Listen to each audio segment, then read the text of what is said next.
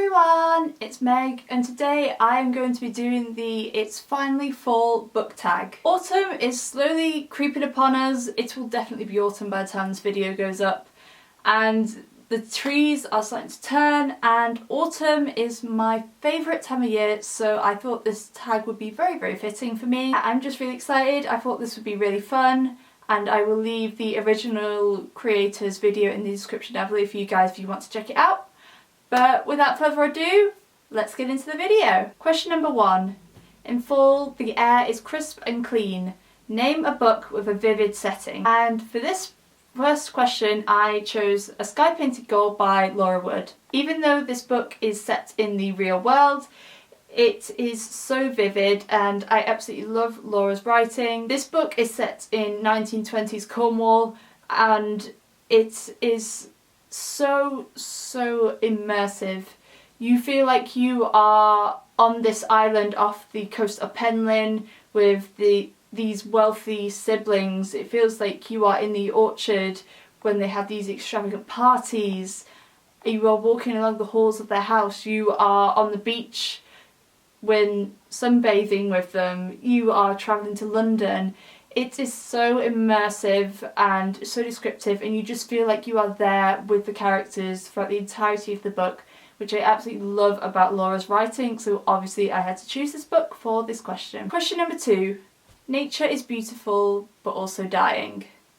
Name a book that is beautifully written but also deals with heavy topics like loss and grief. For this question I have chosen a book that I have not talked about for a while, and that is The Astonishing Colour of After by Emily X. Arpan. This is one of my favourite books. It is extremely beautifully written and it covers the topic of grief, as our main character Lee has lost her mum to suicide, and it is basically about her travelling to Taiwan to meet her maternal grandparents, as she believes her mother has turned into a bird. And it is such a beautiful story. I am definitely in need of a reread. I really like how it tackles the topic of suicide in this book and mental health, and even though it is quite a sad book, it is also rather hopeful, which I really like, and it is just so stunning. And like I said, I really do need to reread it because it is one of my all-time faves, and I feel like it is very fitting for this question. Question number 3. Fall is back to school season. Not for me though. Share a non-fiction book that has taught you something new. And for this one I decided to go with Big Magic by Elizabeth Gilbert. I read this last year and it didn't change my life like it had for other people, but one thing I definitely learnt from it is, if you are a creator especially, to not suffer for your art. And that is something that I have been struggling with for quite a while as somebody who has a photography business and is trying to grow, and I'm very in the beginning stages of it. It's saying that it's okay to do something else to support yourself until you can get yourself going with whatever your creative outcome is. And like I said, I'm somebody who does not like doing something that I do not want to do that doesn't serve me a purpose. But the part in this book talks about it's just like it's okay, you can support yourself in other ways that do not necessarily involve your creative endeavours until you are at that stage or at that level where you are able to do it full time, which I feel like is really important for me. I'm still coming to terms with it and still learning to accept it, but this book definitely brought light onto the subject, which I'm really grateful for, because it is something, like I said, that I have been struggling with for a while, so that is something that has definitely stuck with me from reading this book. Question number 4. In order to keep warm, it's good to spend time with the people we love. Name a fictional family / household / friend group that you'd like to be a part of. I was thinking about this for quite a while, and at the moment the one that I can think of is the group from Under a Dancing Star by Laura Wood. This book is basically about a girl named Bee who goes to stay with her uncle in Italy for the summer, which is set in the 1930s, and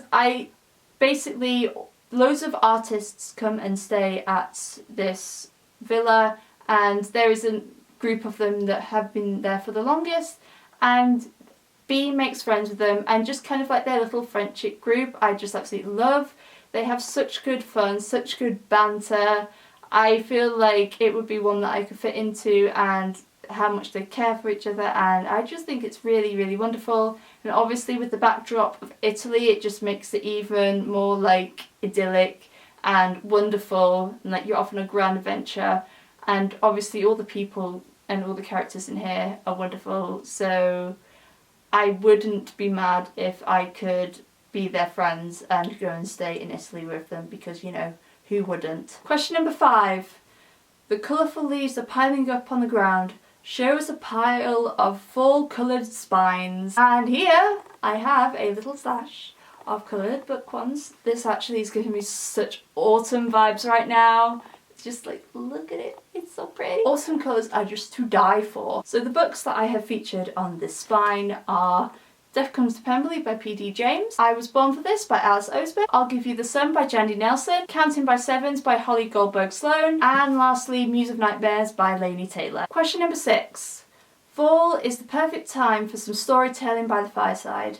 Share a book wherein somebody is telling a story. And for this I have chosen Elizas and Her Monsters by Francesca Zappia. In this book, Eliza is the creator of a very well-known and popular webcomic called Monstrous Sea, and that is like one of the main things about this book. Also Wallace, who is the most popular fanfiction writer for Eliza's webcomic, so I feel like that very fits it, and there is bits from the comic and probably from Wallace's transcription of the graphic novel, and it's just so wonderful. And I feel like I haven't talked about this book in quite a while on my channel, even though it's like one of my favourite books of all time, so it was an opportunity that I could not resist to talk about it. Question number 7.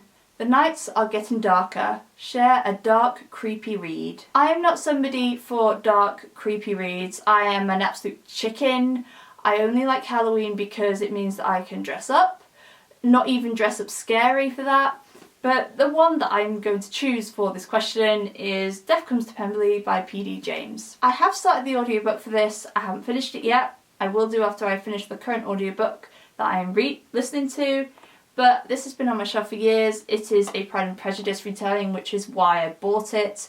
I've had it for about 3 years and I really need to read it. And it is obviously about, it's a Pride and Prejudice retelling where it includes a murder, and it's kind of like a post Pride and Prejudice.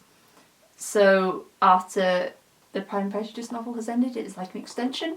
So that is what it is, and that is probably the darkest and creepiest that I'm ever going to get to a book, because I'm an absolute chicken. Question number 8. The days are getting colder.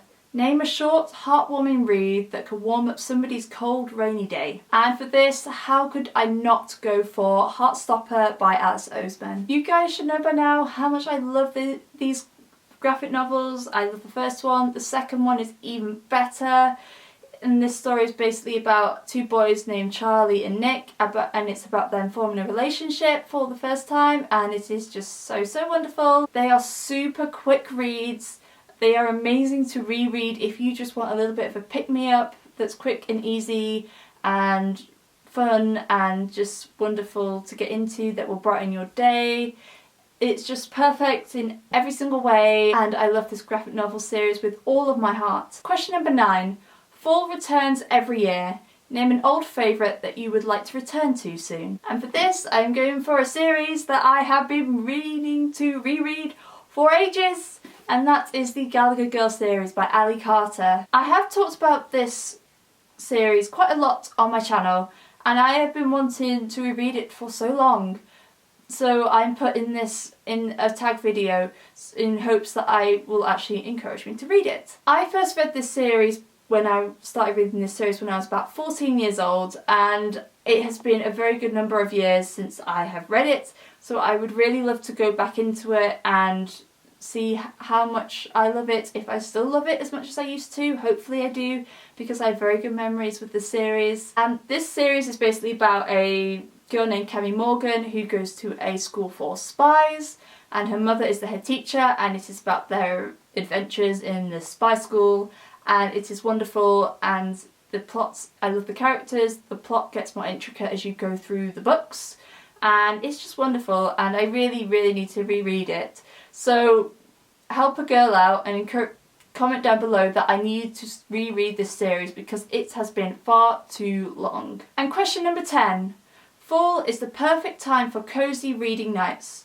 Share your favourite cozy reading accessories. I'm not always a massive one when it comes to reading accessories, but the ones that I do love, obviously because it's fall and it's always cold, especially when you are living up north, is fuzzy blankets. I'm a sucker for fuzzy blankets. This is my favourite. It is really thick. I think it's from Jisk. I got it for my birthday a couple of years ago. It's grey on the inside, super fluffy on the outside, and it is perfect for when you are cold and it is cold and rainy outside and the leaves are falling and you want to snuggle up and read a book. It is wonderful, and I am way too hot in this right now because I'm wearing a turtleneck and it is not super cold outside. And I also love to drink tea.